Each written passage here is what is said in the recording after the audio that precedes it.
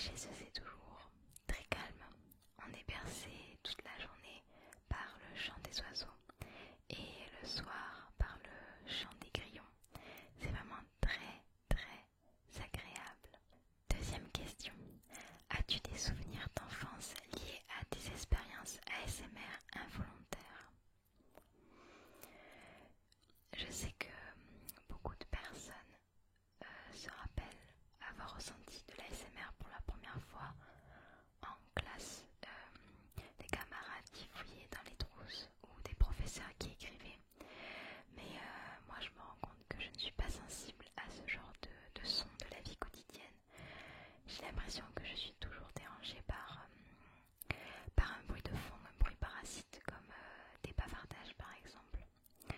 Du coup ça a été un peu compliqué pour moi cette question, mais je pense que la première fois où j'ai réussi à vraiment bien m'endormir, c'était justement chez mes grands-parents grâce au tic-tac de l'horloge. Et depuis ce jour, je sais que j'ai toujours eu une fascination pour les bruits réguliers comme le tic-tac ou par exemple le battement du cœur.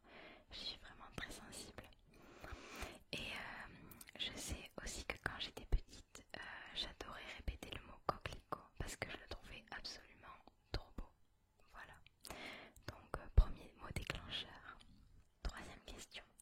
Aujourd'hui, t'arrive-t-il souvent d'avoir des expériences ASMR involontaires? Donc comme je le disais, je ne suis pas trop sensible au son de la vie quotidienne. Mais je sais que quand je vais sur YouTube, j'adore regarder une québécoise qui s'appelle Cynthia Duluth, qui fait des vlogs.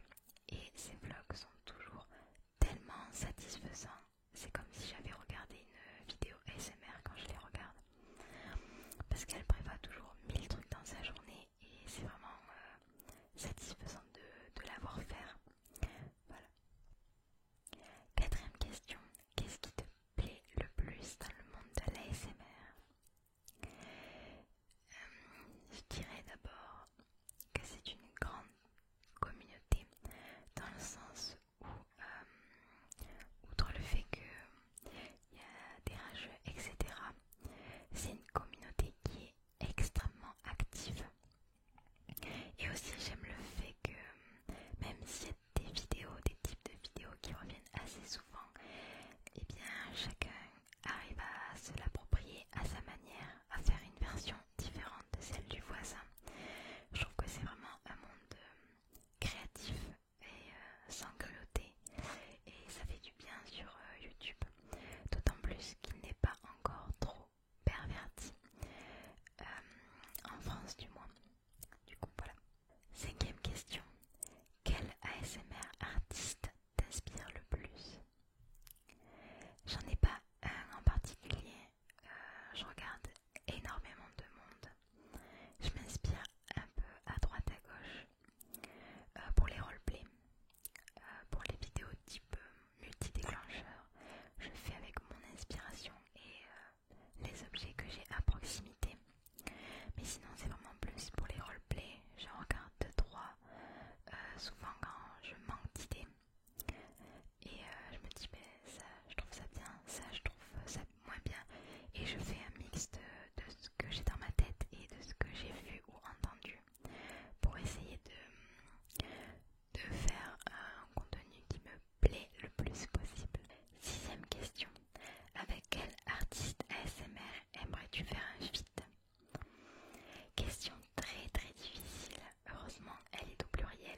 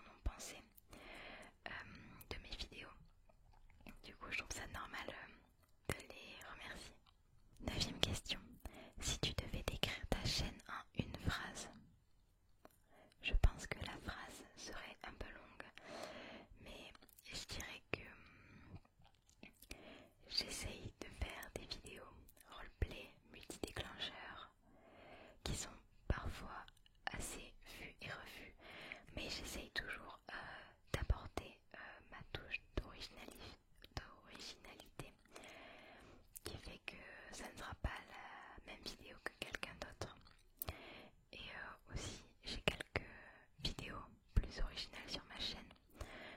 Je pense notamment à celle avec ma lampe à plasma. Je n'ai pas cherché